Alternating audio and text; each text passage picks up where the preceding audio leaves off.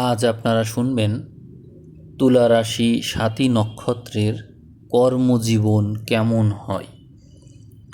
তুলা রাশি স্বাতী নক্ষত্রের জাতক জাতিকাদের কর্মজীবন মূলত স্বাধীনতা, কূটনীতি এবং ব্যবসায়িক বুদ্ধিমত্তার দ্বারাই পরিচালিত হয়ে থাকে। এই রাশির অধিপতি শুক্র এবং স্বাতী নক্ষত্রের অধিপতি রাহু। রাহু এবং শুক্রের যৌথ প্রভাবে আপনাদের মধ্যে চরম উচ্চাকাঙ্ক্ষা, আধুনিক চিন্তাভাবনা এবং চমৎকার যোগাযোগ দক্ষতার এক অনন্য সংমিশ্রণ অবশ্যই দেখা যাবে।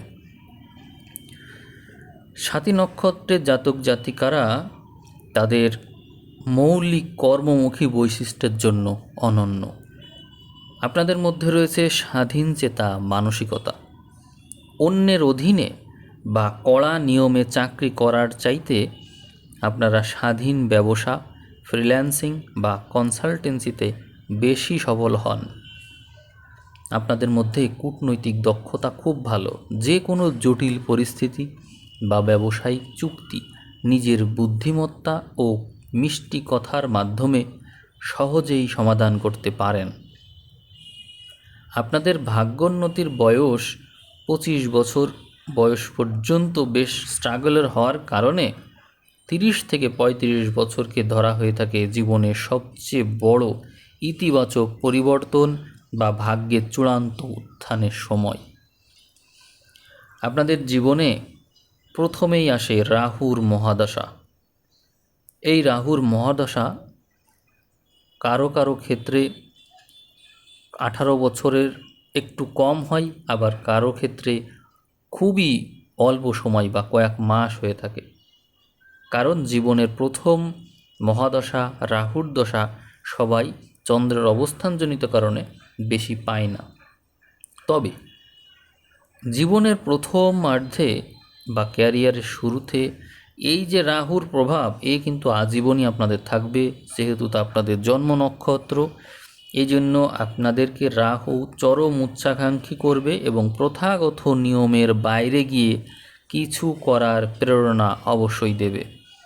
আপনারা ক্যারিয়ারের শুরুতেই দেখবেন আইটি, এভিয়েশন, মিডিয়া, অনলাইন ব্যবসা বা টেকনোলজির ক্ষেত্রে দারুণ সব সুযোগ পাবেন।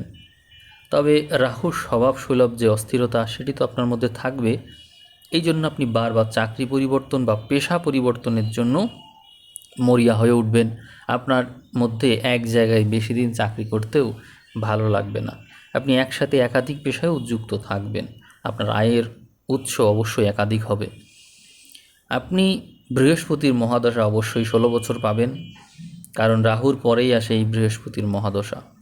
এই তুলা রাশির জন্য বৃহস্পতি সাধারণত তৃতীয় ও ষষ্ঠপতি হিসেবে ফল দিয়ে থাকে। ফলে এই সময় আপনার মন চঞ্চলতা কাটিয়ে পরিপক্ক ও আধ্যাত্মিকতার দিকে ঝুঁকে পড়ে। এটি আপনার কর্মজীবনে জ্ঞান অর্জন, শিক্ষা, উচ্চশিক্ষা এবং গবেষণার জন্য চমৎকার সময় দিয়ে থাকে। শিক্ষকতা, আইনি পেশা, আইনজীবী বা বিচারক হিসেবে কাজ করা, ফ্রিল্যান্সিং বা ফিনান্সিয়াল কনসালট্যান্ট বা কোনো বড় সংস্থায় উপদেষ্টা হিসেবেও আপনি যথেষ্ট সুনাম অর্জন করতে পারবেন। তবে মনে রাখবেন, ষষ্ঠপতির দশা হওয়ার কারণে সহকর্মী বা প্রতিযোগীদের সাথে মাঝে মাঝে আপনার দ্বন্দ্ব হবে। আপনি এই বৃহস্পতির দশা পার করতে না করতেই পেয়ে যাবেন শনির মহাদশা। তুলা রাশির জাতক জাতিকাদের জন্য শনি হলো পরম যোগকারক গ্রহ, রাজযোগকারী গ্রহ, চতুর্থ পঞ্চম ভাবের অধিপতি। স্বাতী নক্ষত্রের জাতক জাতিকাদের জন্য নিয়ে আসে এক স্বর্ণালী সময়। শনি আপনাদের জীবনে নিয়ে আসবে স্থায়িত্ব, কঠোর পরিশ্রমের পূর্ণ ফল এবং সামাজিক প্রতিষ্ঠা। কর্মজীবন এই জন্য আপনাদের জীবনে জাতক জাতিকা হিসাবে দেখতে গেলে দেখা যায় যে শনি আপনাদেরকে ক্যারিয়ারের শীর্ষে পৌঁছে দেয়। অর্থাৎ আপনার জীবনের 30তম জন্মদিন থেকেই শুরু হলো যেন আপনার জীবনের গোল্ডেন টাইম। এই দশায়, এই শনির দশায় নিজের স্বাধীন ব্যবসা বা বড় কোনো সংস্থায় উচ্চ পদস্থ কর্মকর্তা, নেতৃত্বস্থানীয় পজিশন এগুলো অবশ্যই লাভ করা সম্ভব। আবাসন ব্যবস্থা, কনস্ট্রাকশন, রাজনীতি বা কোনো বড় সংগঠনের প্রধান হিসেবে আপনারা আত্মপ্রকাশ করতে সমর্থ হন। এরপরে আসে বুধের মহাদশা 17 বছর। তুলা রাশির জন্য বুধ ভাগ্যপতি বা নবম ভাবের অধিপতি হিসেবে কাজ করে। বুধ দ্বাদশপতিও বটে, তবে বুধ এবং রাহুর প্রভাব বিবেচনা করলে আমরা দেখতে পাই মিত্রতার কারণে এই দশা আপনাদের জন্য বুদ্ধিবৃত্তিক এবং যোগাযোগ ক্ষমতাকে সর্বোচ্চ পর্যায়ে নিয়ে যেতে পারে। কর্মজীবনে আপনারা আন্তর্জাতিক ব্যবসা, আমদানি রপ্তানি, ট্রাভেল অ্যান্ড ট্যুরিজম, শেয়ার ব্যবসা এবং লেখালেখির সাথে যুক্ত ব্যক্তিদের জন্য এই দশাটি অত্যন্ত ভালো হয়ে থাকে এবং আপনারা ভালোও করেন। এই সময়ে ব্যবসায়িক নেটওয়ার্ক দারুণভাবে বৃদ্ধি পায়।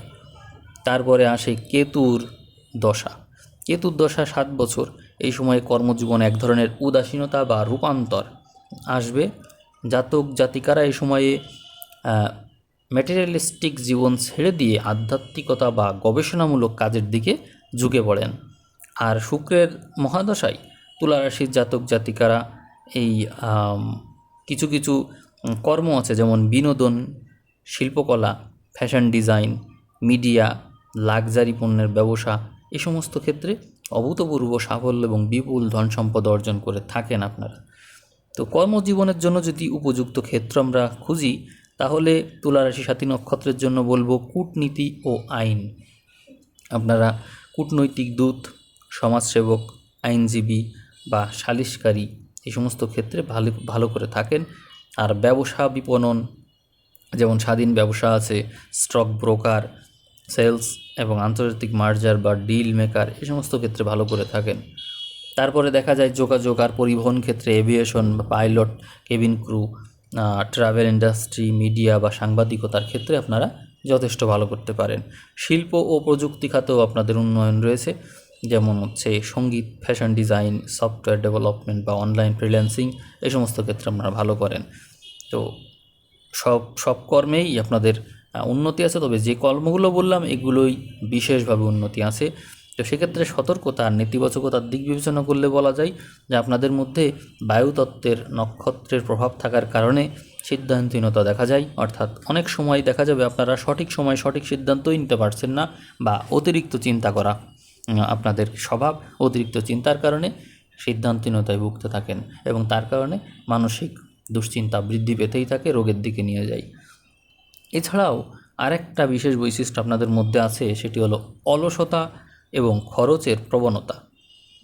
অর্থাৎ স্বভাবের কারণে আপনারা আয়ের চেয়ে বেশি ব্যয় করে ফেলেন এবং ঋণের জালে জড়িয়ে পড়েন।